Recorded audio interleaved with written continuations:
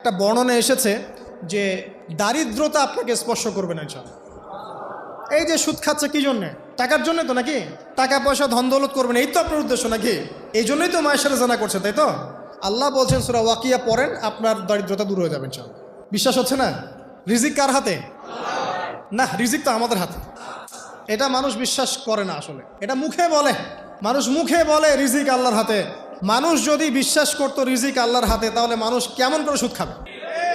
ও মনে করছে রিজিক আমার হাতে, আমি যদি খাই সুদ তাহলে আমি গেইন করব, যদি না খাই তাহলে আমি দারিদ্রতায় ভুগবো নাকি? যদি আমি ঘুষ নেই তাহলে আমার উন্নতি হবে অর্থনৈতিক, যদি না নেই তাহলে আমি মরে যাব, না খেয়ে মরে যাব। যদি আমি দুর্নীতি করি তাহলে আমি বাঁচবো, আমার সন্তানরা ভালো থাকবে, যদি না করি আমি দারিদ্রতায় মরে যাব, তাই তো? এই কনসেপ্ট ছাড়া কেউ এগুলা কাজ এমনি করতে পারে নাকি? নিঃসন্দেহে আমরা মনে করি যে রিজিকের মালিক আমরা, আল্লাহ নয়। শুধু মুখের মধ্যে বলি যে রিজিকের মালিক আল্লাহ। রিজিকের মালিক যদি আল্লাহ হতো তাহলে আমি হালাল পথে থাকতাম এবং তাওয়াক্কুল করতাম যে আল্লাহ আমাকে যা রিজিক দিয়েছেন তা তো আসবেই, আসবে না? আসবেই। আপনাকে যদি আল্লাহ পাক, এটা কোন জেলা? লালমনিরহাট। লালমনিরহাটের 100 একর জায়গায় যত ধান হয়, এতগুলো ধান যদি আপনার আমল নামায় লেখা থাকে, মানে আপনার আমল নাম হচ্ছে রিজিকে, তাকদিরে আপনার তাকদিরে যদি লেখা থাকে যে আপনি 100 একর জমির ধান খাবেন তারপর মরবেন, আছে না লেখা? আচ্ছা, একটা দানা কম বেশি হবে?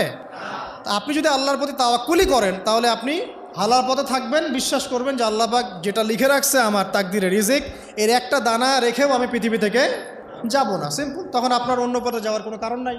আর যখন আপনি বিশ্বাস করবেন না, না এটা আমার হাতে, আমি যত পরিশ্রম করব তত রিজিক বাড়বে, আমি যত ঘুষ নিব তত বাড়বে, যত সুদ খাবো তত বাড়বে, যত দুর্নীতি করবো তত বাড়বে, তখন তো রিজিকের এই পুরো দায়িত্বটা আল্লাহ পাক আপনার হাতে ছেড়ে দিবেন। আল্লাহ পাক আপনাকে কোনো বারাকা দিবেন না।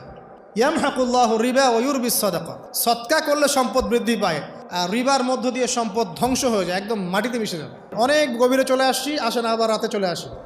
রাতটা কিভাবে এনজয় করতে হয় এটাই আমাদের আজকের লেকচারের টপিক। মানে আমরা কিন্তু জীবনটাকে অনেক বোর মনে করছি না?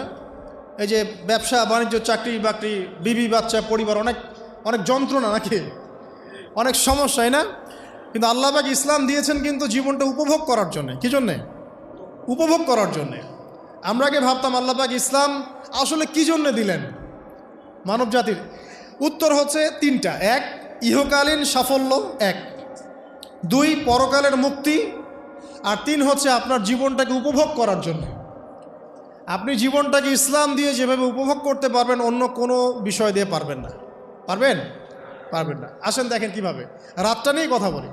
এই যে রাত হয়ে গেল, আমরা আয়াতুল কুরসি পড়ব, আমরা সূরা বাকারার শেষ 3 আয়াত পড়ব, সূরা মুলক পড়ব। আরেকটা সূরা বলি, সূরা ওয়াকিয়া। কোন সূরা?